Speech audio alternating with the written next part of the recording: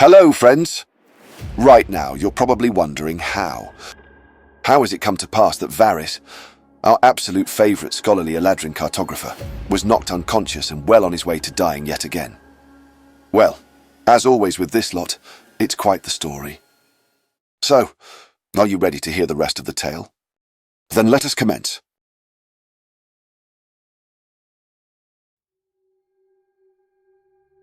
We left the Ragtags last time as they were descending into a dark, damp and unsurprisingly ominous cave beneath a ruined temple in the hidden grotto below Torr Nyth, the keep of the Archfey Morgilla the Black Swan.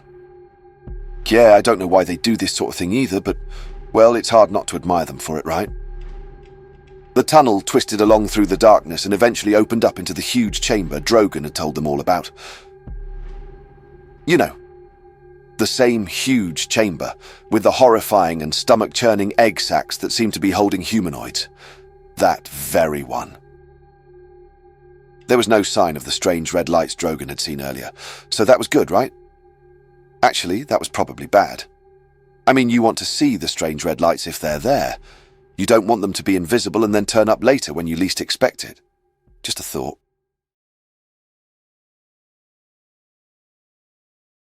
Everyone checked out the strange, slimy egg sacs. In the light, they were no less creepy or terrifying. I mean, they're strange, slimy egg sacs, right? Regal stepped up and opened one and a body, as well as a ton of slime, fell out.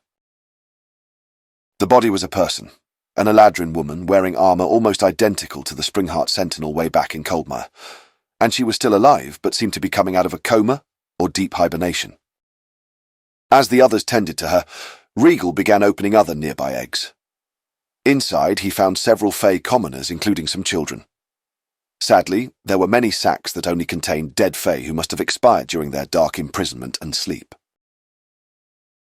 Varys spoke with the Eladrin woman, and found out her name was Nuala, and that she was a Nedan, a member of the Band of Knights also known as the Lost, though if she was one of them, it meant that she had been imprisoned here by Morgilla for some time.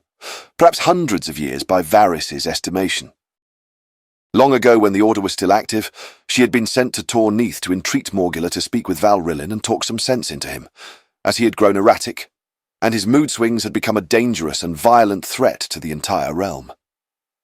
The Black Swan had instead placed Nuala in a trance and stuffed her into a disgusting egg sac for hundreds of years, feeding off and manipulating her dreams, so, understandably, the Eladrin paladin wasn't too fond of the sullen Archfey. Perhaps because of the discussion, or perhaps because of the loud sloshing around in the waterlogged cavern, those red wisps suddenly turned up. Having been invisible, I knew it, and quickly decided to attack everyone.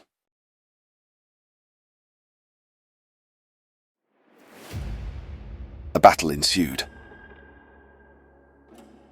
The wisps attacked with lightning surges and also drained the life from their targets as a follow-up.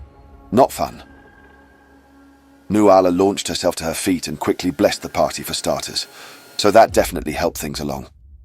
Varys cast Spirit Guardians, and then it really kicked off. Unfortunately, 3 larger, more ominous creatures appeared out of the darkness to join the fray. Aberrations known as Dream Eaters, and they are a nasty bit of business to be sure. Things escalated quickly from there, and Davrina was hurt quite badly, as the psychic screams of the Dream Eaters racked her mind. That poor little librarian. My word. She's definitely been put through a lot on this whole thing the companions have been on, hasn't she? Then Varys was taken down by the stings from the wisps, and so now you're all caught up with that part of things. I guess my point at the start of this was that things eventually got really bad. You know, like always.